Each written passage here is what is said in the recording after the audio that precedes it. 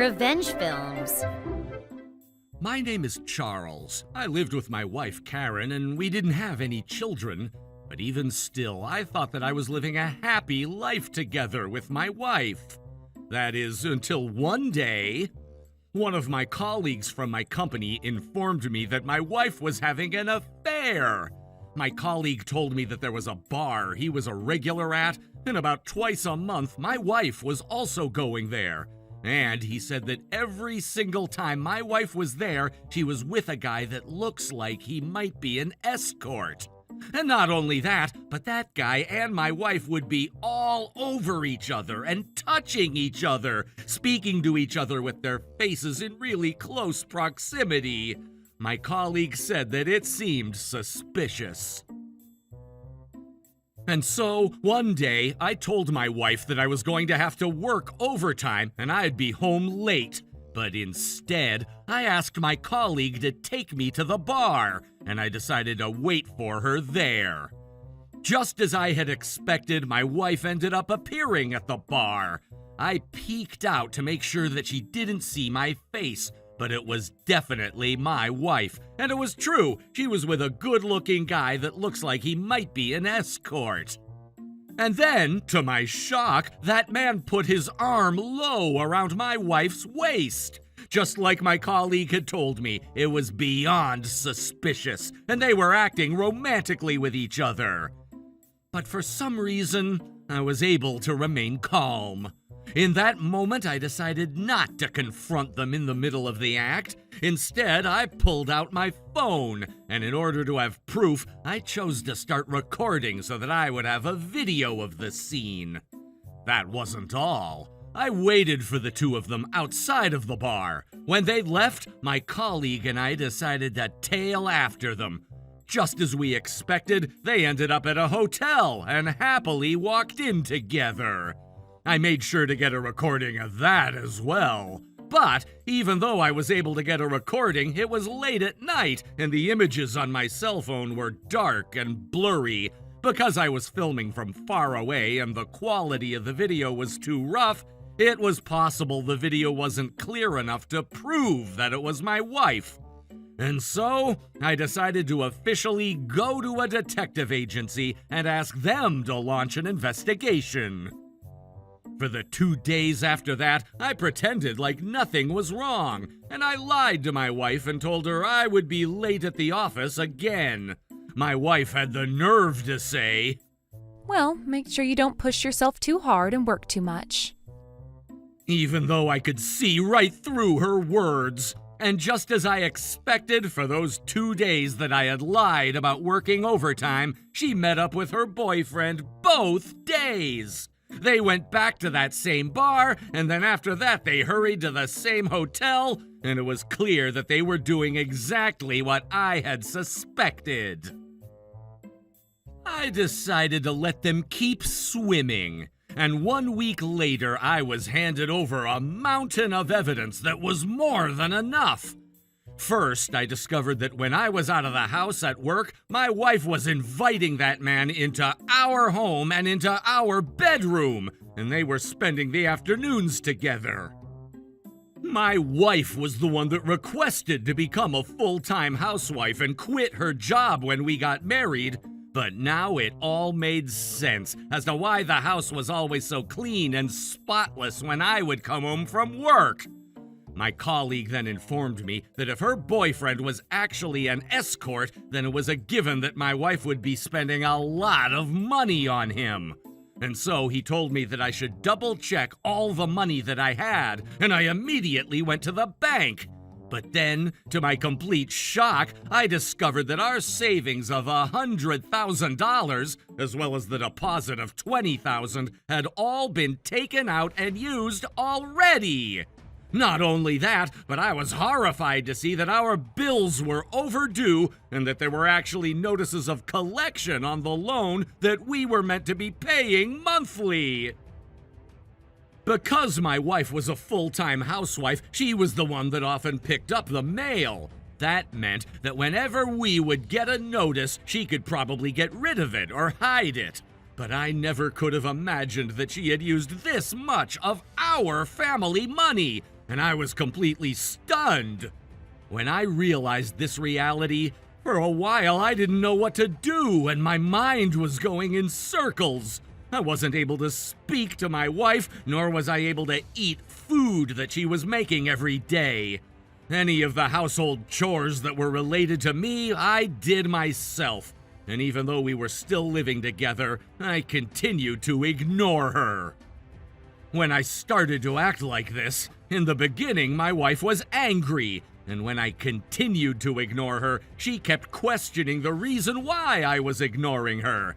And then she even went and complained to her parents. I got a phone call from my father-in-law, and he said that he didn't know what happened between us, but he asked if we would be able to make up with each other. But I simply said no thank you, and without any explanation, I hung up the phone. After that, I received multiple phone calls from both my father-in-law and my mother-in-law asking if I would make up with their daughter, but I ignored them all. That is until one day, suddenly, my in-laws showed up at my door and forced their way in the house. And then my father-in-law said what was with my attitude towards their daughter, and he actually laid a punch on me. Now that I look back, my in-laws didn't know anything about the situation. They only knew that their daughter was being treated poorly and being ignored by her husband. It was only natural for her parents to become angry with me, but at the time, to be honest, I wasn't able to act normally. I felt like I had no choice but to ignore her. But during that time, my wife had gotten them on her side, and so they were furious with me, and they were yelling at me to explain myself and demanded to know what was going on. That's when I pulled out all of the material that the detective agency had handed over to me, with all of the bills that were unpaid and the savings that were now missing from my account and the deposit that was also taken out. I had gathered them all into one package, and I showed that to her parents. She was standing next to them, and as soon as she saw all of the evidence I had, she went completely pale. And now that my in-laws had also seen this, they turned to her and demanded to know what on earth all of that was. After that, I simply said that I only wanted to speak through a lawyer from now on. My wife was frozen on the spot, and her parents were furious, but I left them behind and walked out. During that time, I decided to book a hotel and stay there. I received multiple phone calls and messages from both my wife and from her parents saying that they all wanted to apologize, but I simply said that they could speak to my lawyer. I only gave them the contact information of the lawyer, and then I completely shut them out. After all of that, as a result of the official investigations, I was successfully able to get a divorce.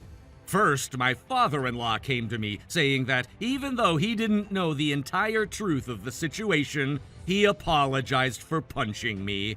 Not only did he hand over more than enough to cover the medical expenses for that, he said that his daughter had done the unimaginable, and he got down on his knees and apologized to me. As for my wife, even though she was technically a full-time housewife, she had barely done the chores around the house regularly.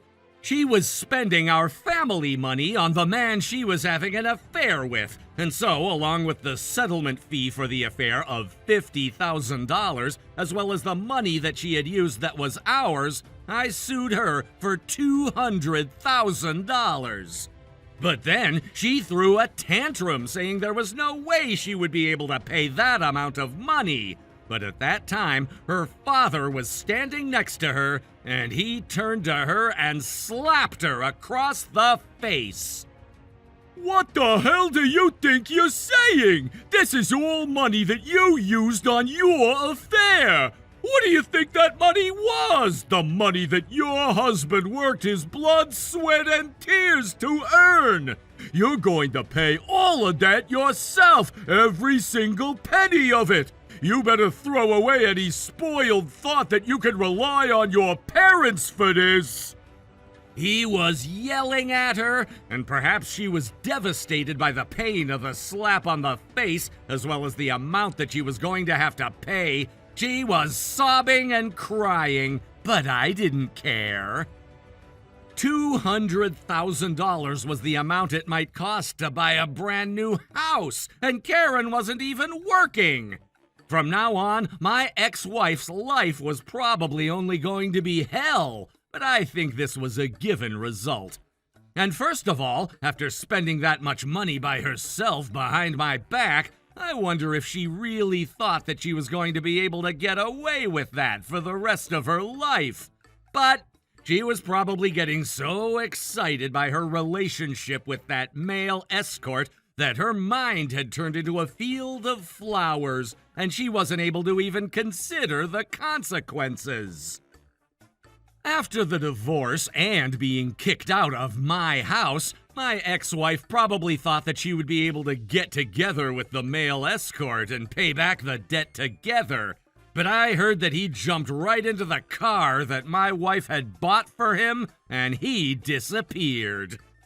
Of course, there was no way that I was going to let the man get away with this either. I figured that something like this might happen, so I had also asked the detective agency to keep an eye on the man as well.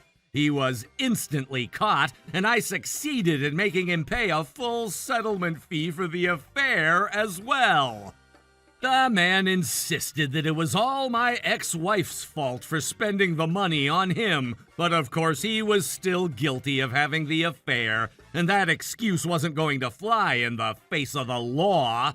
I told him that if he's not going to pay the settlement fee, I would go around to his parents and all of his relatives one by one and tell them what he had done. As it turns out, he had told his parents that he was just a regular salaryman working at a company, and so he said he would pay immediately and begged me not to tell anybody. And, well, since he was an escort after all, once I got him to promise he would pay back the full amount, it was easy to collect it from him. However, after that, of course, his workplace found out that he had caused some trouble, and I heard that the lounge instantly fired him. He was left with no money and no job. On the other hand, my ex-wife's escort ran away, and she was left with a $200,000 debt. She went crying to her parents that she wouldn't be able to pay back that kind of money for the rest of her life, but of course there was no way they would help her, and they kicked her out.